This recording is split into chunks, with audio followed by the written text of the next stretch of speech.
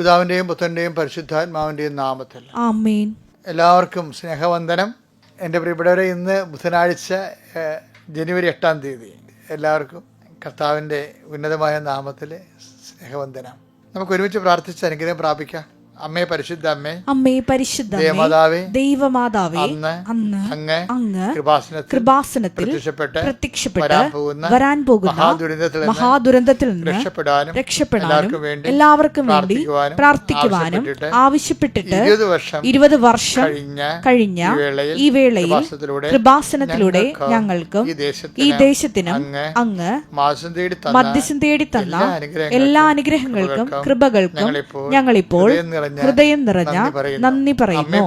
അമ്മേ പരിശുദ്ധമ്മേ, ജപമാല മാതാവേ, സകല കൃപാസനം പ്രാർത്ഥനകളോടും ചേർത്ത് ഞങ്ങളിപ്പോൾ പ്രാർത്ഥിക്കുന്ന ഈ കുടുംബത്തിന്റെ പ്രത്യേക നിയോഗം. മക്കളെ, പ്രാർത്ഥന ആവശ്യം പറയുക. ഇന്നത്തെ ആവശ്യം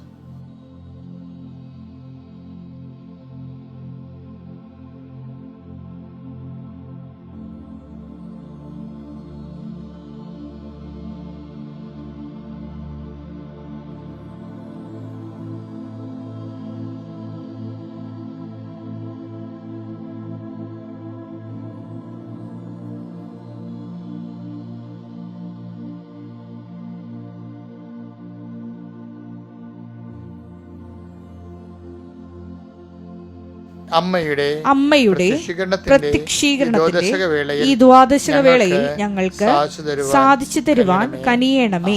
ആമേൻ. വിശ്വാസ പ്രമാണം. സർവശക്തനായ പിതാവും ആകാശത്തിന്റെയും ഭൂമിയുടെയും സൃഷ്ടാവുമായ ദൈവത്തിൽ ഞാൻ വിശ്വസിക്കുന്നു. അവിടുത്തെ ഏകപുത്രനും ഞങ്ങളുടെ കർത്താവുമായ ഈശോമിശിഹായിലും ഞാൻ വിശ്വസിക്കുന്നു. ഈ പുത്രൻ പരിശുദ്ധാത്മാവിനാൽ ഗർഭസ്ഥനായി കന്യകാമറിയത്തിൽ നിന്ന് പിറന്ന് പൊന്തിയോസ് പീലാത്തോസിന്റെ കാലത്ത് പീഡകൾ സഹിച്ച് കുരിശിൽ തറയ്ക്കപ്പെട്ട് മരിച്ച് അടക്കപ്പെട്ട് പാതാളങ്ങളിൽ ഇറങ്ങി മരിച്ചവരുടെ ഇടയിൽ നിന്ന് 3-ാം നാൾ ഉയർത്ത് സ്വർഗത്തിലേക്ക് എഴുന്നള്ളി സർവശക്തിയുള്ള പിതാവായ ദൈവത്തിന്റെ വലതുഭാഗത്തിരിക്കുന്നു. അവിടെ നിന്ന് ജീവിക്കുന്നവരെയും മരിച്ചവരെയും വിധിക്കുവാൻ വരുമെന്നും ഞാൻ വിശ്വസിക്കുന്നു. പരിശുദ്ധാത്മാവിലും ഞാൻ വിശ്വസിക്കുന്നു. വിശുദ്ധ കത്തോലിക്കാ സഭയിലും പുണ്യവാന്മാരുടെ ഐക്യത്തിലും പാപങ്ങളുടെ മോചനത്തിലും ശരീരത്തിന്റെ ഉയർപ്പിലും നിത്യമായ ജീവിതത്തിലും ഞാൻ വിശ്വസിക്കുന്നു. ആമേൻ. സ്വർഗ്ഗസ്ഥനായ ഞങ്ങളുടെ പിതാവേ, അങ്ങയുടെ നാമം പൂജിതമാകണമേ. അങ്ങയുടെ രാജ്യം വരണമേ. അങ്ങയുടെ തിരുമനസ് സ്വർഗത്തിലെ പോലെ ഭൂമിയിലും ആകണമേ. അന്നു വേണ്ടുന്ന ആഹാരം ഇന്ന് ഞങ്ങൾക്ക് തരണമേ. ഞങ്ങളോട് തെറ്റ് ചെയ്യുന്നവരോട് ഞങ്ങൾ ക്ഷമിക്കുന്നത് പോലെ ഞങ്ങളുടെ തെറ്റുകൾ ഞങ്ങളോടും ക്ഷമിക്കണമേ. ഞങ്ങളെ പ്രലോഭനത്തിൽ ഉൾപ്പെടുത്തരുതേ, തിന്മയിൽ ഞങ്ങൾ രക്ഷിക്കണമേ. ആമേൻ. നന്മ നിറഞ്ഞ മറിയമേ, സ്വസ്തി. കർത്താവ് അങ്ങയുടെ കൂടെ സ്ത്രീകളിൽ അങ്ങ് അനുഗ്രഹിക്കപ്പെട്ടവളാകുന്നു. അങ്ങയുടെ ഉദരത്തിൻ ഫലമായി ഈശോ അനുഗ്രഹിക്കപ്പെട്ടവനാകുന്നു. പരിശുദ്ധ മറിയമേ, തമ്പുരാന്റെ അമ്മേ, പാപികളായ ഞങ്ങൾക്ക് വേണ്ടി ഇപ്പോഴും ഞങ്ങളുടെ മരണസമയത്തും തമ്പുരാനോട് അപേക്ഷിക്കണമേ. ആമേൻ. ഇനി നമുക്ക് അനുദിന അനുഗ്രഹ പ്രാർത്ഥന ചൊല്ലി അനുഗ്രഹം പ്രാപിക്കാം. സന്തോഷമായിരിക്കുക. സാഹചര്യം എന്തു തന്നെയായാലും ആ സമയത്തും സുവിശേഷം പ്രസംഗിക്കാൻ പറഞ്ഞതിൻ്റെ കാര്യം എന്താണ്? സമയത്തും കർത്താവ് കൂടെ ഉണ്ടാവുന്നതല്ലേ? സിമ്പിളല്ലേ? അപ്പം അതുകൊണ്ട് ഹാപ്പി ആയിരിക്കുക. എൻ്റെ കർത്താവ്, അങ്ങയുടെ മക്കളെ ഞാൻ ഓർത്ത് പ്രാർത്ഥിക്കുന്നു ഈശോയെ. ഈ ധ്യാനം ഷെയർ ചെയ്യുന്നവരുണ്ട് ഈശോയെ. അങ്ങനെ ഷെയർ ചെയ്യുന്നവർ സ്വീകരിക്കുന്നവരുണ്ട്. പ്രാർത്ഥന തുടങ്ങുന്ന മുമ്പ് തന്നെ കർത്താവ് സ്വന്തം വാട്സപ്പ് ഗ്രൂപ്പിലുള്ള എല്ലാവർക്കും ഷെയർ ചെയ്ത് കൊടുക്കുന്നവരുണ്ട് ഈശോയെ. അവരെല്ലാം നീ ഇരട്ടി അനുഗ്രഹിക്കണമെന്ന് പ്രാർത്ഥിക്കുന്നു. എൻ്റെ കർത്താവ്, ഇത് വലിയൊരു സുവിശേഷ സംരംഭമായിട്ട് നീ തന്നതാണ്. ഞങ്ങൾ ലക്ഷ മനുഷ്യരാണ് കർത്താവ് കൂട്ടായ്മയിലും സ്നേഹത്തിലും വളരുന്നത്. അവരെ നിലനിർത്തുന്നത് പ്രാർത്ഥിക്കുന്നു. കർത്താവ്, ഉടമ്പടി ധ്യാനം കൂടുന്നവരെയും അതുപോലെ തന്നെ കർത്താവ് അനുദിന അനുഗ്രഹ പ്രാർത്ഥനയിൽ പങ്കെടുത്ത് പ്രാർത്ഥിക്കുന്ന എല്ലാവരെയും നീ ആശീർവദിക്കണമേ. കർത്താവ്, ഞങ്ങൾ ഇന്ന് സങ്കടമുള്ള കുടുംബങ്ങൾ, മ്ലാനമായ കായനോട് പോലും ചോദിച്ചില്ലേ കർത്താവ്, നിന്റെ മുഖം എന്തുകൊണ്ട് മ്ലാനമായിരിക്കണമെന്ന്. അപ്പോൾ അങ്ങ് എന്തോ ഒരു വലിയ ദൈവമാണ്. സഹോദരനെ കൊന്നവനോട് പോലും നീ അവൻ്റെ മുഖം മ്ലാനമായപ്പോൾ അങ്ങനെ ചോദിക്കേണ്ടി വന്നിട്ടുണ്ടെങ്കിൽ നിന്റെ ഹൃദയത്തിൽ സ്നേഹം മാത്രമേ ഉള്ളൂ കർത്താവ്. അതുകൊണ്ട് ഏത് പാപാവസ്ഥ ഇരുന്നവനായാലും കർത്താവ്, ഈ പ്രഭാതത്തിൽ നീ അനുഗ്രഹിക്കണം. അവൻ്റെ യോഗ്യത നോക്കിയല്ല, നിന്റെ കൃപയും നീ അവന് വേണ്ടി ക്രൂശിക്കപ്പെട്ടതും നീ അവന് വേണ്ടി തിരുലാൽ മുറിവേറ്റതും നീ അവന് വേണ്ടി മുൾക്കിടം ചൂടിയവരും നീ ഓർക്കണമെന്ന് പ്രാർത്ഥിക്കുന്നു. ഞങ്ങളുടെ പാപശാപങ്ങളെല്ലാം ഈ പ്രഭാതത്തിൽ മാറിപ്പോകട്ടെ. നല്ല അനുതാപം നൽകി ഞങ്ങളുടെ മക്കളെ അനുഗ്രഹിക്കണമേ കർത്താവെ. എല്ലാ മക്കളെയും അവരുടെ യാത്രകളെ ഞാൻ സംബന്ധിച്ച് പ്രാർത്ഥിക്കുന്നു. ഇന്നത്തെ യാത്രകൾ, സ്ഥാപനങ്ങളിൽ പോകുന്നവരുണ്ട്, തൊഴിൽശാലകളിൽ പോകുന്നവരുണ്ട്, സ്വന്തം വീട്ടിൽ തന്നെ തൊഴിലിടം കണ്ടെത്തിക്കൊണ്ട് അവിടെ ജോലി ചെയ്യുന്നവരുണ്ട്. കർത്താവ് ഇടയ്ക്കിടയ്ക്ക് വിറ്റുവരവ് നോക്കുമ്പോൾ മുഖം മ്ലാനമാകുന്നവർ ഞാൻ കാണുന്നുണ്ട് ഈശോയെ. കച്ചവടങ്ങൾ നഷ്ടപ്പെട്ടവരും ആൾക്കാർ കടം മേടിച്ചുകൊണ്ട് പോയവരും എല്ലാവരെയും കർത്താവ് അങ്ങനെയുള്ള ഓരോ വിഷയങ്ങൾ വിഷമിക്കുന്നുണ്ട് ഈശോയെ.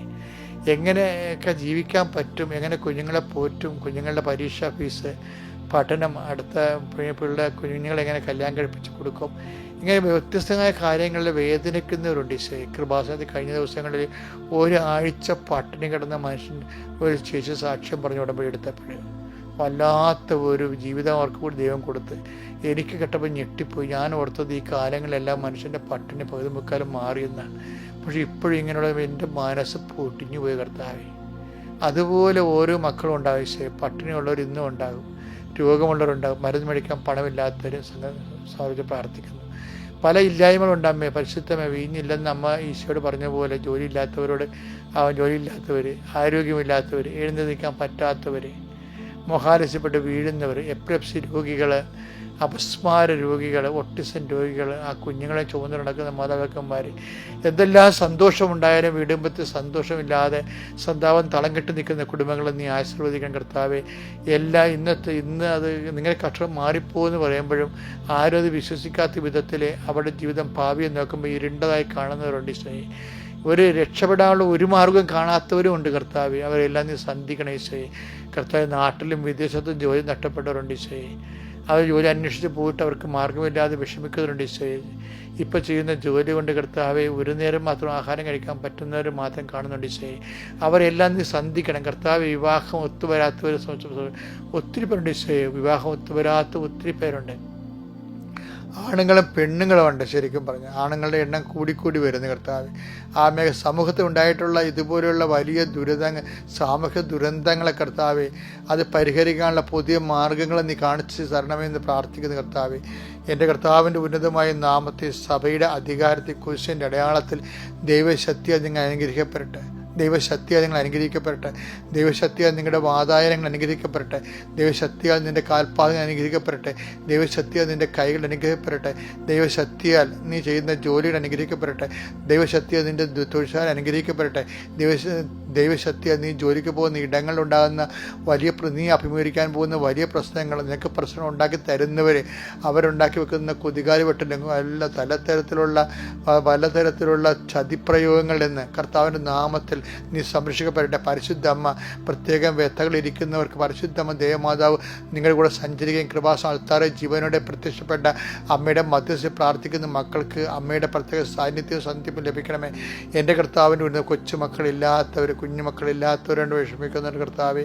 ഭർത്താവ് മരിച്ചുപോയവർ വിഷമിക്കുന്നവർ കർത്താവെ. അതുപോലെ തന്നെ ഭാര്യമാർ പിരിഞ്ഞ് താമസിക്കുന്നവർ വിഷമിക്കുന്നവർ ഈശോയെ. ഭാര്യ മരിച്ചുപോയവർ വിഷമിക്കുന്നവർ കർത്താവെ.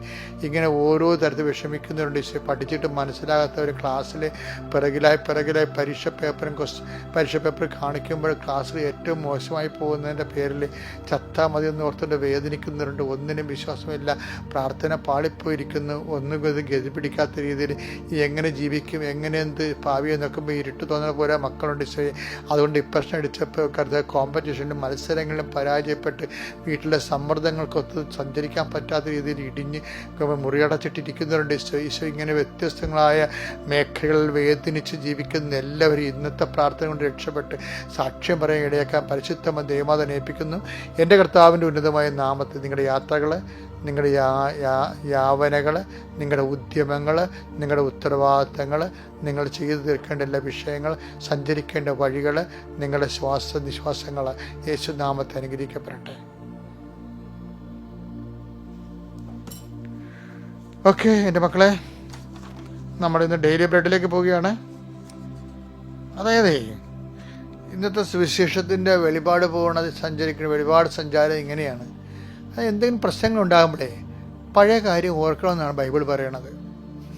നിങ്ങൾക്കിപ്പോൾ ദാരിദ്ര്യമുണ്ട്, അല്ലെങ്കിൽ തെറ്റിദ്ധാരണയുണ്ട്, അല്ലെങ്കിൽ നിങ്ങൾക്ക് ആരോട് സംസാരിക്കാൻ തോന്നുന്നില്ല, അല്ലെങ്കിൽ പലരും നിങ്ങളെ കുറ്റപ്പെടുത്തുന്നു, അല്ലെങ്കിൽ നിങ്ങളെ കൊണ്ട് ഗുണമില്ലെന്ന് പറയുന്നു, വീട്ടിൽ തന്നെ വരയില്ല, അപ്പോൾ നിങ്ങളിങ്ങനെ ആരും ഉണ്ടായിരിക്കുന്നു എന്നാലും നിങ്ങളെ സ്മോളടിച്ച് അതിനെ പ്രതിരോധിക്കാൻ നോക്കുന്നു. ഇങ്ങനെ കാണാത്ത കാലം കെട്ടിപ്പോയ ആൾക്കാരെ പഴയ കാര്യങ്ങൾ ഓർക്കണമെന്ന് ബൈബിൾ പറയണത്. എന്നുവെച്ചാൽ കഴിഞ്ഞ കാലങ്ങളിൽ ഇതുപോലൊരു സിറ്റുവേഷൻ ഉണ്ടായല്ലോ, പുതിയൊന്നും അല്ലല്ലോ ഇത്. അപ്പം നിങ്ങൾ എന്താണ് ചെയ്തത്, എങ്ങനെ അതിജീവിച്ചത്, ദൈവം നിങ്ങളെ എങ്ങനെ സഹായിച്ചതെന്നാണ് കർത്താവ് ചോദിക്കുന്നത്. അപ്പം നമുക്കൊരു പ്രശ്നം വരുമ്പോൾ പഴയ കാലത്ത് ഇതുപോലെ സിറ്റുവേഷനിൽ ദൈവം എങ്ങനെ നമ്മളെ സഹായിച്ചു, ആ ദൈവത്തിന് മാറ്റമില്ല, നമുക്കാണ് മാറ്റം വന്നിരിക്കുന്നത്. നമുക്ക് വായിക്കേണ്ട സുവിശേഷം 16:9-10 മത്തായി ശ്ലീഹായുടെ സുവിശേഷം 16:9-10. നിങ്ങൾ ഗ്രഹിക്കുന്നില്ലയോ? അതെ കേട്ടോ, നിങ്ങൾ ഗ്രഹിക്കുന്നില്ലേ? 5000 പേരുടെ 5 അപ്പം നിങ്ങൾ ഓർമ്മിക്കുന്നില്ലേ? അപ്പം അപ്പമില്ലാത്തതിന് ഓർത്ത് എന്തിനും ഉത്കണ്ഠപ്പെടുന്ന ചോദിക്കണതേ. അപ്പമില്ലെന്ന് ഇപ്പം യുവന്മാർ വള്ളത്തിൽ അങ്ങോട്ടും ഇങ്ങോട്ടും കുറ്റം പറഞ്ഞുകൊണ്ടിരിക്കണേ. അക്കരക്ക് ഉന്ത്യത്തള്ളി വിട്ടിരിക്കണേ നിങ്ങളെ. അപ്പോഴാണ് ഇവർ തർക്കം കേട്ടപ്പോഴാണ് കർത്താവ് ചോദിച്ചത്, നിങ്ങൾ എന്തിനാ തർക്കിക്കണത്, നിങ്ങൾക്ക് അറിയത്തില്ലേ, എന്താണ് പഴയ കാര്യങ്ങൾ അറിയത്തില്ലേ എന്ന്. അത് വായിച്ചു വന്നു 9:10. നിങ്ങൾ ഗ്രഹിക്കുന്നില്ലയോ? മത്തായി ശ്ലീഹായുടെ സുവിശേഷം 9:10. എന്താ നിങ്ങൾ ഗ്രഹിക്കുന്നില്ലേ? 5000 പേരുടെ 5 അപ്പം 5000 പേരുടെ 5 അപ്പം നിങ്ങൾ ഓർമ്മിക്കുന്നില്ലേ? നിങ്ങൾ ഓർമ്മിക്കുന്നില്ലേ? എത്ര കൂട്ട അപ്പക്കഷ്ണങ്ങൾ നിങ്ങൾ ശേഖരിച്ചു? എത്ര കൂട്ട അപ്പക്കഷ്ണങ്ങൾ നിങ്ങൾ ശേഖരിച്ചു? 4000 പേരുടെ 7 അപ്പവും 4000 പേരുടെ 7 അപ്പം നിങ്ങൾ ഓർമ്മിക്കുന്നില്ലേ? നിങ്ങൾ ഓർമ്മിക്കുന്നില്ലേ? അന്ന് എത്ര കുട്ടകളാണ് നിങ്ങൾ നിറച്ചത്? എത്ര കുട്ടകളാണ് നിങ്ങൾ നിറച്ചത്? എന്ന് വെച്ച് കഴിഞ്ഞാലേ ഇപ്പോഴെന്തെങ്കിലും പ്രശ്നം ഉണ്ടാകും, പഴയത് ഓർക്കാൻ പറയാം, പഴയ അനുഗ്രഹങ്ങൾ ഓർക്കണമെന്ന്. ആ ദൈവം തന്നെ ഇന്നും ഉള്ളത്, ദൈവത്തിന് മാറ്റമൊന്നുമില്ല, നമ്മൾക്കാണ് മാറ്റം വന്നിരിക്കുന്നത്. അപ്പം മാറ്റമില്ലാതിരുന്ന ആ ദൈവത്തിന് മാറ്റമില്ലാതെ അനുഗ്രഹം തുടരുകയാണ്. ആ ദൈവം എന്നെ ഇന്നും അനുഗ്രഹിക്കുമെന്ന് വിചാരിച്ച് സന്തോഷിക്കണം. എന്തെങ്കിലും വിഷമം മനസ്സിലുണ്ടെങ്കിൽ അപ്പോൾ ഓർത്തേക്കണം, എനിക്ക് എത്ര കഷ്ടപ്പാടിലൂടെയാണ് ഞാൻ കടന്നു പോകുന്നത്. അങ്ങനെ ഒരു വചനമുണ്ടേ, അതായത് നമ്മുടെ അടുത്ത് ഐസയ 63:9 എടുത്ത്, അവരുടെ കഷ്ടതകളിൽ ദൂതനെ അയച്ചില്ല, അവിടുന്ന് തന്നെയാണ് അവരെ രക്ഷിച്ചത്. തന്റെ കരുണയിലും സ്നേഹത്തിലും അവിടുന്ന് അവരെ വീണ്ടെടുത്തു. അതായത് കഴിഞ്ഞ കാലങ്ങളിൽ ദൈവം നേരിട്ട് നമ്മൾ അനുഗ്രഹിച്ച ഒത്തിരി സാഹചര്യങ്ങളുണ്ട്. ഉടമ്പടി എടുക്കുമ്പോൾ നമ്മൾ പറയുമേ not by merit but by grace എന്ന്. മെറിറ്റ് എന്ന് വെച്ച് കഴിഞ്ഞാൽ ക്യാഷ് ആൻഡ് കൈൻഡും മീഡിയേഷനും ഒക്കെയാണ്. പക്ഷേ ബട്ട് ബൈ ഗ്രേസ് എന്ന് വെച്ചാൽ നമുക്ക് യോഗ്യതയില്ല, പക്ഷെ ദൈവം നമ്മളെങ്ങനെ കരകയറി നമുക്കറിയത്തില്ല. ഇപ്പോൾ ഞാൻ കഴിഞ്ഞ ദിവസം ഒരു മോള് സാക്ഷ്യം പറഞ്ഞു, അവൾക്ക് പ്രഗ്നൻസി, അവൾക്ക് ഡെലിവറിയാണ്. അപ്പോൾ അവൾ ഉടനെ PSC ഓഫീസിൽ പറഞ്ഞ്, എൻ്റെ ഡെലിവറിയാണ്, എനിക്ക് ഇൻ്റർവ്യൂ കിട്ടിയിരിക്കുന്നത്, ഡെലിവറി ഡേറ്റിന് കിട്ടിയാൽ എനിക്ക് വന്ന് പങ്കെടുക്കാൻ പറ്റത്തില്ല എന്ന് പറഞ്ഞു. അപ്പോൾ PSC ഓഫീസിൽ നിന്ന് അവരെ വിളിച്ച് പറഞ്ഞ്, അതൊന്നും ഞങ്ങൾക്ക് തിരക്കേണ്ട കാര്യമില്ല, നിങ്ങൾ എന്താണ് വിളിക്കണത്, നിങ്ങളുടെ ഡെലിവറി നോക്കിയിട്ടാണ് ഞങ്ങൾ ഡേറ്റ് ഫിക്സ് ചെയ്യണമെന്ന രീതിയിൽ സംസാരിച്ചു. പക്ഷെ അവൾ അമ്മയോട് പറഞ്ഞു, അമ്മേ ഡെലിവറിയുടെ സമയത്താണ് ഡേറ്റ് എങ്കിൽ എനിക്ക് കിട്ടാൻ ചാൻസ് ഉള്ള ജോലിയാണ്, 90ാം റാങ്കാണ് ഞാൻ. പക്ഷേ അമ്മ ഡെലിവറി ഡേറ്റിലാണ് എൻ്റെ ഇൻ്റർവ്യൂ ഡേറ്റ് വന്ന് ഞാനെങ്ങനെ എഴുന്നേറ്റ് പോകുമെന്ന് ചോദിക്കും. അമ്മ എന്തെന്നറിയുമോ, പിറ്റേ ആഴ്ച വെച്ച് കൊടുത്ത ഇൻ്റർവ്യൂ, അവൾ ജോലിക്ക് കയറി സൂപ്പർ സാക്ഷിയോടെ. അത് ഗ്രേസാണ്. അത് ദൂതനെ അയച്ചില്ലെന്ന്, ഇവർ ദൂതനെയാണല്ലോ വിളിച്ചത് PSC ഓഫീസിലേക്ക് എന്നെ സഹായിക്കാൻ. മീഡിയേറ്ററെ വെച്ചില്ല, ഞാൻ തന്നെയാണ് നിന്നെ സഹായിച്ചതെന്ന്. അപ്പോൾ ഇങ്ങനെ കുറേ സംഭവങ്ങൾ ജീവിതത്തിലുണ്ട്. അതായത് ദൈവം നേരിട്ട് വരണത്, അത് ഓർക്കണം നമ്മൾ. അതാ സങ്കീർത്തനം 143:5 വായിച്ചേ. കഴിഞ്ഞ കാലങ്ങൾ ഞാൻ ഓർക്കുന്നു. കഴിഞ്ഞ കാലങ്ങൾ ഞാൻ ഓർക്കുന്നു. അവിടുന്ന് ചെയ്ത, സങ്കീർത്തനം ഓർക്കണാണേ, അവിടുന്ന് ചെയ്ത എല്ലാ കാര്യങ്ങളെയും കുറിച്ച് ഞാൻ ധ്യാനിക്കുന്നു. അതായത് ധ്യാന വിഷയമാണത്, അല്ല ചുമ്മാ ഓർത്ത് കളയാനുള്ളതല്ല. ഇടയ്ക്കിടയ്ക്ക് ഓർത്ത് ധ്യാനിച്ച് ദൈവത്തെ മഹത്വപ്പെടുത്തണം നമ്മൾ. അവിടുത്തെ ശക്തമായ പ്രവൃത്തികളെ കുറിച്ച് ഞാൻ ചിന്തിക്കുന്നു. അപ്പം ഇടയ്ക്കൊക്കെ കഴിഞ്ഞ കാലങ്ങൾ ഓർക്കണം. ഞാൻ ഇടയ്ക്കൊക്കെ ഇങ്ങനെ ഓർക്കാറുണ്ട്. കാര്യം ഞാൻ ജീവിതത്തിൻ്റെ എല്ലാ അറ്റങ്ങളിലൂടെയും എല്ലാ കാലാവസ്ഥകളിലൂടെയും കടന്നു വന്നതാണ്. ഇപ്പം നമുക്ക് സംസാരിക്കേണ്ട കാര്യം അതില്ലാത്തതുകൊണ്ട് സംസാരിക്കുന്നതാണ്, സമയമില്ലല്ലോ.